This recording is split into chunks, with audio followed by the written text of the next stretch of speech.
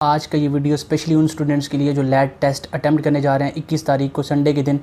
तो इस वीडियो को देखिए, आपकी जो भी प्रिपरेशन है, अगर आपकी प्रिपरेशन अच्छे से है तो और अच्छे से हो जाएगी। अगर आपकी प्रिपरेशन थोड़ी सी वीक है तो इस वीडियो को देखने के बाद आपकी प्रिपरेशन बहुत अच्छे तरीके से एक फॉर्म में आ जाएगी, रिदम में आ जाएगी। देखें, टेस्ट इतना मुश्किल नहीं है, तो सिर्फ हमें इसको सीक्वेंस के साथ तरतीब स्टेप वाइज करते जाना है। तो इस वीडियो में मैं आपको सबसे पहले बताऊंगा कि हमने एमसीक्यूज़ के बारे में डिस्कस करना है कि किस तरह से एमसीक्यूज़ आ सकते हैं, क्या पैटर्न है और कौन से मोस्ट इंपॉर्टेंट एमसीक्यूज़ हैं जिनसे रिलेटेड चीज़ें आ सकती हैं। ठीक है, उसके बाद हम पर्सनल स्टेटमेंट और ऐसे के पार्ट की तरफ पढ़ेंगे। मैं इन दोनों पर वीडियो बना चुका हूँ, लेकिन आज इन दोनों को दोबारा, क्योंकि बहुत से स्टूडेंट कन्फ्यूज़ हैं, दोबारा मैं इनके और मतलब के टिप्स बताऊँगा और तरीके बताऊँगा कि किस तरह से आपने इन दोनों को कवर करना है। ठीक है, तो ये वीडियो लंबा हो सकता है, लेकिन आपने इसको लास्ट तक देखना है। आप लोगों का फ़ायदा, बहुत ज़्यादा फ़ायदा। और साथ ही आप लोगों ने एक काम करना है कि आपने कमेंट बॉक्स में जाना है और अपना रोल नंबर मुझे सेंड करना है। रोल नंबर बताना है कि मुझे अंदाज़ा हो कि कितने स्टूडेंट्स मेरे चैनल के थ्रू प्रिपेयर कर रहे हैं, ताकि जब आपका रिज़ल्ट आए, अगर आप अच्छा स्कोर करते हैं, इंशाल्लाह आप अच्छा स्कोर करेंगे, तो हम उसको अपने चैनल पर भी डिस्प्ले कर सकें। ठीक है, ताकि दूसरे स्टूडेंट्स के लिए, आने वाले स्टूडेंट्स के लिए मोटिवेशन बने।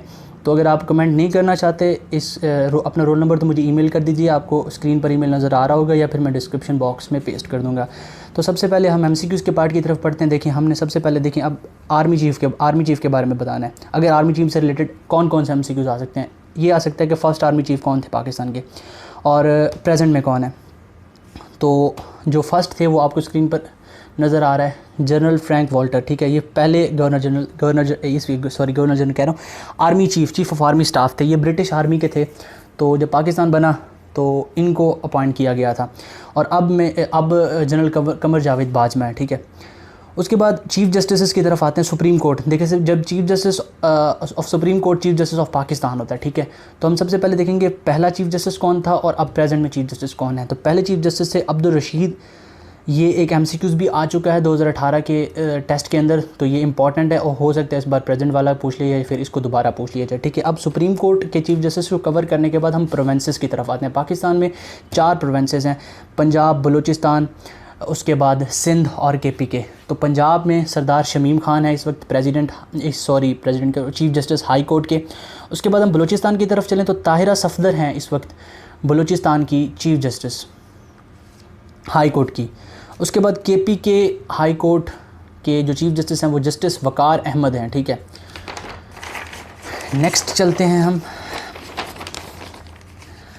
सिंध में। अगर हम चलें तो अहमद अली मोहम्मद जो हैं इस वक्त चीफ़ जस्टिस सिंध के हैं, हाई कोर्ट के। उसके बाद फेडरल शरीयत कोर्ट की तरफ आते हैं। चीफ़ जस्टिस फेडरल शरीयत कोर्ट मोहम्मद नूर मिस्कानी हैं इस वक्त। ठीक है, अब आपको एक असाइनमेंट में दे रहा हूँ, आपने ये देखना है कि लाहौर हाई कोर्ट जो पंजाब का हाई कोर्ट है, सिंध का हाई कोर्ट है, केपीके का हाई कोर्ट है, बलूचिस्तान का हाई कोर्ट है, इनकी प्रिंसिपल सीट जो है ये कहाँ पर है। ये सारी चीज़ें कॉन्स्टिट्यूशन ऑफ पाकिस्तान के अंदर डिटेल के साथ बताई गई हैं। लेकिन अगर आपके पास कॉन्स्टिट्यूशन की बुक नहीं है, आप पीडीएफ निकाल सकते हैं उसका, और अगर पीडीएफ भी नहीं निकालना चाहे तो आप इंटरनेट पर सिंपली जाकर लिख सकते हैं कि principal seat of Balochistan high court, Sindh high court, KPK high court या फिर पंजाब की तो लाहौर में खैर मैं मेंशन कर चुका हूँ यहाँ पर। उसके बाद गवर्नर जनरल ऑफ पाकिस्तान की तरफ आते हैं कि गवर्नर जनरल ऑफ पाकिस्तान, अब ये 3 जो बता रहा हूँ इनसे रिलेटेड पूछा जाएगा कि गवर्नर जनरल से एमसीक्यूज़ आता है। तो गवर्नर जनरल से पहले भी एमसीक्यूज़ आया हुआ है। सर ख्वाजा नाज़िमुद्दीन के बारे में पूछा था कि सेकंड गवर्नर जनरल पाकिस्तान कौन थे। तो फर्स्ट मोहम्मद अली जिन्ना थे, सेकंड सर ख्वाजा नाज़िमुद्दीन थे और थर्ड सर गुलाम मोहम्मद थे। ठीक है, उसके बाद लार्जेस्ट सिटी पाकिस्तान का एज़ टू पॉपुलेशन और एज़ टू एरिया के लिहाज से भी कराची पाकिस्तान का सबसे बड़ा शहर है, और अगर हम पॉपुलेशन के लिहाज से देखें तब भी कराची पाकिस्तान का सबसे बड़ा शहर है। और सेकंड नंबर पर आता है एरिया के लिहाज से लाहौर। ठीक है, अब हम चलते हैं आगे, मुझे आपको लिख कर बताना पड़ेगा, ये चीज़ें मैंने पहले लिखी हुई थी। अब हम चलते हैं कि हाँ, गवर्नर ऑफ पंजाब। अब गवर्नर की तरफ चलते हैं। देखिए, मैं पहले पंजाब को डिस्कस कर रहा हूँ, पंजाब के बाद में सिंध और ये बाकी सारे प्रोविंसेस को डिस्कस करूँगा। तो गवर्नर जनरल तो नहीं है, गवर्नर है, गवर्नर ऑफ पंजाब चौधरी मोहम्मद सरवर। उसके बाद जो चीफ़ मिनिस्टर हैं आप सब जानते हैं, उस्मान बुज़दार साहब। ठीक है, अब इनके बाद हम एरिया चलते हैं। पंजाब का एरिया कितना है, एरिया। अब इससे रिलेटेड एमसीक्यूज़ आ सकते हैं, ये जो चीज़ें मैं आपको बता रहा हूँ, ये एरिया है पंजाब का। ठीक है, उसके बाद डिवीजन्स। अब ये देखिए, ये एमसीक्यूज़ भी आया हुआ है, डिवीज़न। 10 डिवीज़न है, ठीक है। पंजाब के अंदर टोटल 10 डिवीज़न है। और जब डिस्ट्रिक्ट की बात करते हैं तो 36 डिस्ट्रिक्ट हैं, और यूनियन काउंसिल्स जो हैं वो यूनियन काउंसिल्स की जगह हम तहसील्स कर लेते हैं, उसके बाद यूनियन काउंसिल आती हैं। तहसील 136 हैं, तो ये पंजाब है।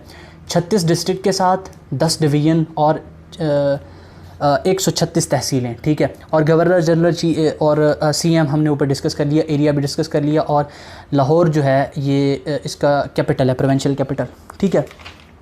उसके बाद यूनियन काउंसिल्स मैंने यहाँ पर लिखा था यूसी, तो 7602 76,002 यूनियन काउंसिल्स हैं। अब ये पंजाब हमारा कवर हो चुका है। उसके बाद हम बलूचिस्तान की तरफ चलते हैं। तो बलूचिस्तान की प्रोविंशियल सीट जो है वो कोयटा है, ठीक है। प्रोविंशियल कैपिटल वो कोयटा है, और लार्जेस्ट सिटी ऑफ बलूचिस्तान भी कोयटा है, ठीक है। डिस्ट्रिक्ट बलूचिस्तान के 32 हैं, यूनियन काउंसिल्स 36 हैं, ठीक है। और गवर्नर अमानुल्लाह ख़ान है बलूचिस्तान के, और चीफ़ मिनिस्टर जाम कमाल ख़ान है बलूचिस्तान के। और एरिया जो है वो आपके सामने यहाँ पर रिटन है, और 2017 के लिहाज से ये बलूचिस्तान की पॉपुलेशन है। आप इन सारे पॉइंट्स को नोट कर लीजिए, ठीक है। उसके बाद हम चलते हैं प्रोविंशियल सीट्स यहाँ पर लिखी हुई हैं, मतलब कि असम्बली जो है बलूचिस्तान की उसकी 65 सीटें हैं।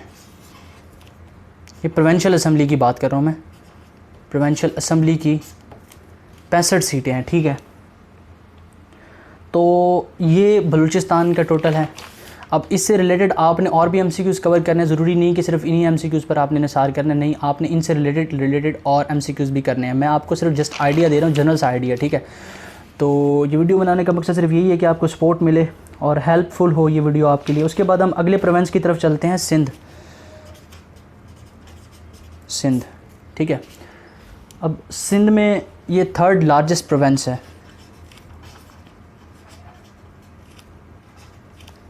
एज़ टू एरिया, और 2nd लार्जेस्ट है एज़ टू पॉपुलेशन। मतलब पॉपुलेशन के लिहाज से ये 2nd लार्जेस्ट है, पहला जो है पॉपुलेशन के लिहाज से वो पंजाब है, और एरिया के लिहाज से ये 3rd है। एरिया के लिहाज से पहला बलूचिस्तान है, दूसरा लाहौर है, पंजाब है, और तीसरा जो है वो सिंध है, ठीक है। अब उसके बाद हम कैपिटल की तरफ चलते हैं। कैपिटल, प्रोविंशियल कैपिटल, वो आप सबको पता है कराची है। कराची की आबादी 2 करोड़ है, आपने ये जहन में रखना है, और ये हाईली पॉपुलेटेड है, मैंने आपको पहले भी बताया इसका। गवर्नर की तरफ चलते हैं। गवर्नर इमरान इस्माइल गवर्नर है, ठीक है।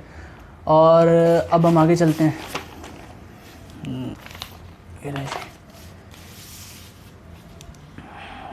अब इसकी पॉपुलेशन हम सबसे पहले लिखेंगे, और उसके बाद इनकी जो नेशनल असम्बली में सीट्स हैं वो लिखेंगे हम। कौमी असम्बली में इनके कितनी सीट्स हैं, पहले पॉपुलेशन लिख लेते हैं।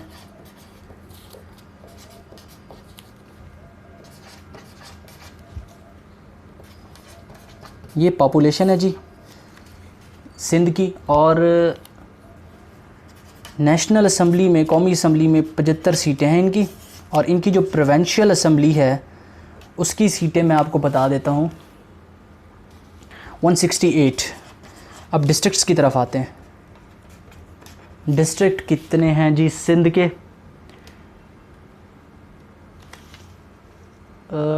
डिस्ट्रिक्ट्स हैं इनके 29, तहसील जो हैं वो 119 तहसीलें और 29 डिस्ट्रिक्ट, ठीक है।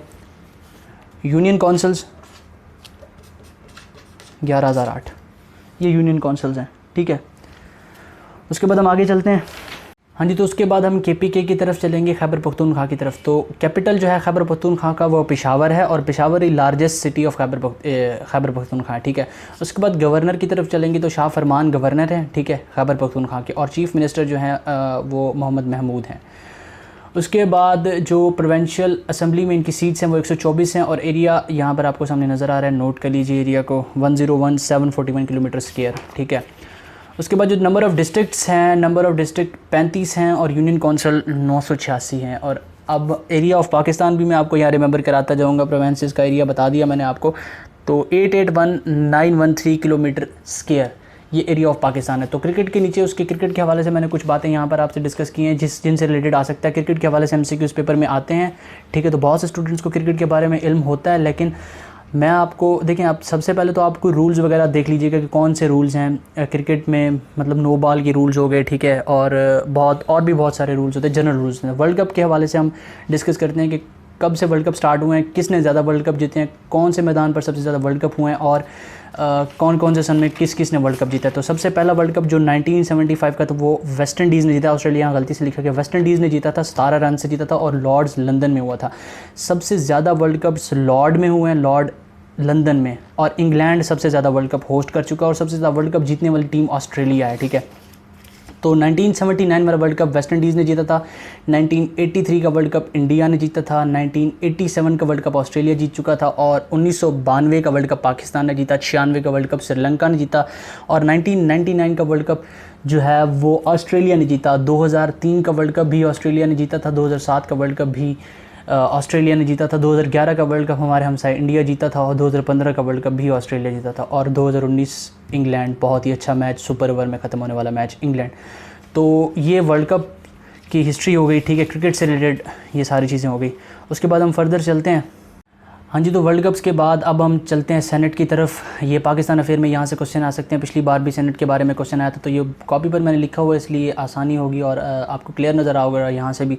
तो सेनेट की टोटल नंबर ऑफ़ सीट्स जो हैं वो 104 हैं। क्वालिफ़िकेशन अगर हम सेनेट की देखें तो आर्टिकल 62 कॉन्स्टिट्यूशन ऑफ पाकिस्तान में इसकी क्वालिफ़िकेशन लिखी है। और minimum age of a senator जो है, एक बंदा जो 30 साल का है वो ही सेनेटर बन सकता है। और ये इसकी क्वालिफ़िकेशन सिटीज़न ऑफ पाकिस्तान होनी चाहिए, और गुड कैरेक्टर का मालिक, और इस्लाम की टीचिंग्स को खुलेआम वायलेट ना कर रहा हो। देखें, ये इसकी क्वालिफ़िकेशन। और मज़ीद अगर आप इसको डिटेल में पढ़ना चाहते हैं तो आप आर्टिकल 62 कॉन्स्टिट्यूशन ऑफ पाकिस्तान में चले जाएंगे, ठीक है, वहाँ से आप इसको डिटेल में पढ़ लेंगे। अब उसके बाद हम आगे चलते हैं, तो आगे बढ़ेंगे साथ, ये देखें। उसके बाद नेशनल असेंबली के बारे में बात की गई है। नेशनल असेंबली में सबसे पहले हम देखें, रिज़र्व सीट्स जो होती हैं 10 होती हैं। टोटल नंबर ऑफ़ सीट्स 342 हैं, और ये रिज़र्व सीट्स जो है नॉन मुस्लिम्स के लिए 10 हैं, अक़लियतों के लिए। और अगर हम नेशनल असेंबली का इलेक्शन लड़ना चाहते हैं तो मिनिमम रिक्वायरमेंट ऑफ़ एज जो है 25 ईयर्स है। अब हमने यहाँ पर ये कवर कर लिया नेशनल असेंबली और यहाँ पर सेनेट। मज़ीद इससे और भी बहुत सी चीज़ें होंगी, लेकिन आपसे इससे रिलेटेड खुद कवर करने की कोशिश करनी है, ठीक है। मैं आपको यहाँ पर जल्द ओवरव्यू दे रहा हूँ कि यहाँ से भी MCQs आ सकते हैं, और इस तरह से MCQs आ सकते हैं, हम रिलेटेड को ही कवर कर सकते हैं। उसके बाद हम डैम्स की तरफ जाते हैं। तो 3 जॉर्ज डैम लार्जेस्ट डैम है और चाइना में है, ठीक है, और इसकी कैपेसिटी 22,500 मेगावाट है, ठीक है। ये दुनिया का सबसे बड़ा डैम है और चाइना में लोकेटेड है। और लार्जेस्ट अर्थ फील्ड डैम जो है तरबेला डैम है, ये पाकिस्तान में है, ठीक है, इंडस रिवर के करीब इसकी लोकेशन है, खैबर पख्तूनख्वा में, ठीक है। तरबेला डैम लार्जेस्ट अर्थ फील्ड डैम। और ये मीरानी डैम जो है बलूचिस्तान में लोकेटेड है, और ये सबसे बड़ा डैम है एज़ टू फ्लड स्टोरेज, ठीक है, दुनिया में सबसे बड़ा डैम है। उसके बाद हम डेज़र्ट्स की तरफ चलेंगे। तो सहारा डेज़र्ट, नॉन पोलर डेज़र्ट जो है नॉर्थ अफ्रीका में वाक़ है, जो दुनिया का सबसे बड़ा डेज़र्ट है। 3.5 मिलियन स्क्वायर माइल्स इसका जो है रकबा है। उसके बाद पाकिस्तान के डेज़र्ट्स के बारे में हम करेंगे। तो चोलिस्तान डेज़र्ट भावलपुर, भावलनगर और रहीम यार ख़ान में लोकेटेड है। उसके बाद हम इंडस वैली डेज़र्ट की तरफ चलते हैं। ये इसका एरिया है और नॉर्दर्न एरियाज़ ऑफ पाकिस्तान में ये लोकेटेड है, ठीक है। और ये डेज़र्ट नाम आई थिंक मैं प्रोनाउंस नहीं कर पाऊँगा, तो ये एरिया है इसका, ठीक है। उसके बाद हम नेक्स्ट प्रोसीड फर्दर चलते हैं आगे। तो थल डेज़र्ट मियाँ वाली रीजन में, ठीक है, ये आपको नज़र आ रहा होगा। उसके बाद थर्ड डेज़र्ट का आप एरिया इसका नोट कर लें। और उसके बाद मैं आपको इसके बारे में इंटरेस्टिंग फैक्ट बताता हूँ कि ये third largest desert in Asia है और 7th on the planet earth, ठीक है। उसके बाद ये सीज़ आपके सामने है।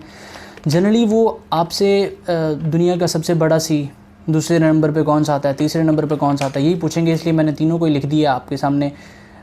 ओशंस भी लिखे हुए हैं इनके, और डेप्थ, एरिया, सब कुछ लिखा हुआ है, आप इसको अच्छी तरीके से नोट कर लीजिए, ठीक है। उसके बाद हम आगे चलते हैं। आगे हमें ओशंस इन द वर्ल्ड देखें, Atlantic ocean, Arctic ocean, Indian ocean, Pacific ocean और साउदर्न ओशन, ठीक है। उसके बाद जो largest forest in the earth है वो अमेज़न 2.2 मिलियन स्क्वायर माइल्स, और ये रेनी फॉरेस्ट में। और उसके बाद दूसरे नंबर पर ये है, ठीक है। और लार्जेस्ट फॉरेस्ट इन पाकिस्तान जो है वो बलूचिस्तान में है, छांगा मांगा जिसको कहते हैं, ठीक है, जंगल। तो पाकिस्तान में सबसे बड़ा ये है। उसके बाद हम आगे चलते हैं। आगे इसमें फ़िलहाल कुछ लिखा नहीं है, तो ये MCQs हैं। उसके बाद मैं आपको इस्लामियत के सेक्शन से भी कुछ बताता हूँ और मैं आपको साथ में बताता हूँ कुछ और भी इंपॉर्टेंट MCQs, और फिर हम अपने फर्दर पार्ट की तरफ चलते हैं। और बहुत जो मोस्ट इंपॉर्टेंट क्वेश्चन जो स्टूडेंट मुझसे पूछ रहे हैं पर्सनल स्टेटमेंट और एसे का, मैं थोड़ी सी और उसके बारे में आपको टेक्निक्स बताता हूँ। अब उसके बाद इस्लामिक स्टडीज़ के सेक्शन में जो चीज़ें आपने कवर करनी है, ज़कात, इसके जो मीनिंग वगैरह हैं सब कुछ, ठीक है। और इसके रिलेटेड जो सूरत, कौन सी सूरत में कुरान पाक में इसके बारे में हुक्म दिया गया है, ठीक है।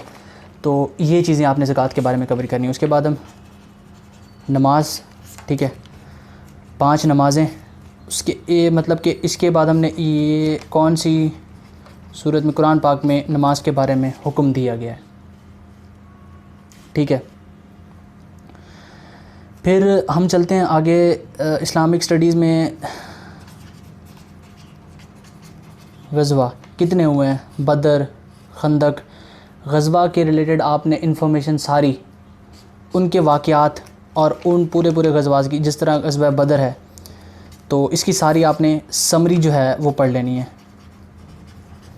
ताकि जो इम्पोर्टेंट इससे रिलेटेड वाक़यात हैं वो आपके जहन में याद रहें। और सहाबा जो थे उनके बारे में, ठीक है, शुहदा के बारे में आपको सब पता होना चाहिए। इनसे रिलेटेड इस्लामिक स्टडीज़ के सेक्शन में इसी से रिलेटेड MCQs आने हैं, ठीक है। और एग्जामिनर इनसे रिलेटेड इधर उधर नहीं जाता, ज़्यादातर यही होते हैं। आ भी सकते हैं और, लेकिन आपने जो मैं आपको बता रहा हूँ इनको कवर करना है, ठीक है। उसके बाद इस्लामिक स्टडीज़ कवर करने के बाद हम चलते हैं अपने मोस्ट इम्पॉर्टेंट जो हमारा सेक्शन था वो एसेज़ और पर्सनल स्टेटमेंट, दोनों मिला के 25 नंबर का पेपर बनाती हैं। और 25 में से मैं आपको कहता हूँ अगर आप अच्छे तरीके से तैयारी करें तो आप इसमें नियर अबाउट 20 मार्क्स ले सकते हैं मेरे मुताबिक, या 17-18 तो आप ले ही सकते हैं अगर आप अच्छे तरीके प्रेजेंट करें और जिस तरीके से मैंने आपको कहा है आप उस तरीके से उन टिप्स को फॉलो करें। तो अब चलते हैं इन दोनों की तरफ, टिप्स एसे की और फिर पर्सनल स्टेटमेंट के बारे में हम डिस्कस करें। देखें जी, एसे आपने 200 वर्ड्स का आपने लिखना होता है एसे।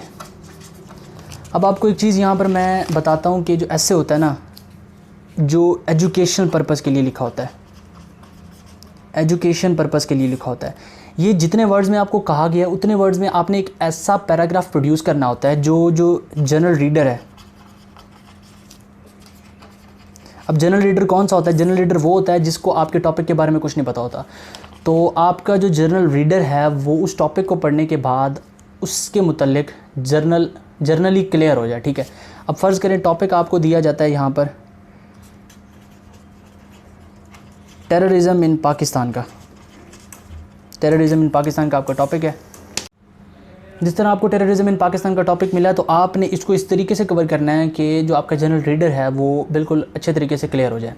अब आप इसको कवर कैसे कर सकते हैं? देखें, ऐसे जो होता है ना, एक जनरल ऐसे वो 3 चीज़ों पर मुश्तमिल होता है। सबसे पहला पार्ट जो होता है उसका वो होता है उसका इंट्रोडक्शन, ठीक है, इंट्रोडक्शन होता है। उसका दूसरा जो पार्ट होता है वो उसकी जो मेन बॉडी होती है ना, मेन बॉडी पर मुश्तमिल होता है। और जो तीसरा पार्ट होता है वो कंक्लूजन होता है, ठीक है। अब इंट्रोडक्शन में आपने उसकी जनरल डेफिनेशन और उसको इस तरह से डिफ़ाइन करना होता है कि आपका जो टॉपिक है वो आपका जनरल लीडर आप उसके मुतालिक थोड़ा सा अपने दिमाग में स्केच बना ले। मेन बॉडी में आपने उसके ब्रीफ फैक्ट्स और मेन चीज़ें डिस्कस करनी होती है। कंक्लूजन में आपने बात करनी होती है मेन के आपने जो ऊपर चीज़ें डिस्कस की होती है उनको कंक्लूड करना होता है, ठीक है। कोई अपनी सजेशन देनी होती है, नई बातें नहीं करनी होती कंक्लूजन के अंदर। यहाँ पर जो मेन बॉडी के अंदर बात की गई है उसी को ही आपने कंक्लूड करना होता है कंक्लूजन के अंदर। तो ये मेन ऐसे आपका एक ऐसे हो जाता है 200 वर्ड्स का। कोई इतना मुश्किल नहीं है, इतना मुश्किल बनाने की ज़रूरत भी नहीं है, आसान है, ठीक है। इसको बस स्टेप्स के साथ चलें और प्रिपरेशन करके जाएँ आप इसको अटैम्प्ट करने में। और मेरे हिसाब से आप 15 में से तकरीबन 11 या 12 स्कोर करने में कामयाब हो जाएंगे आराम से, अगर आप इसको अच्छे तरीके से सेंटेंस स्ट्रक्चर ग्रामेटिकली इसको मजबूत रखते हैं तो मेरे हिसाब से कोई मुश्किल बात नहीं है।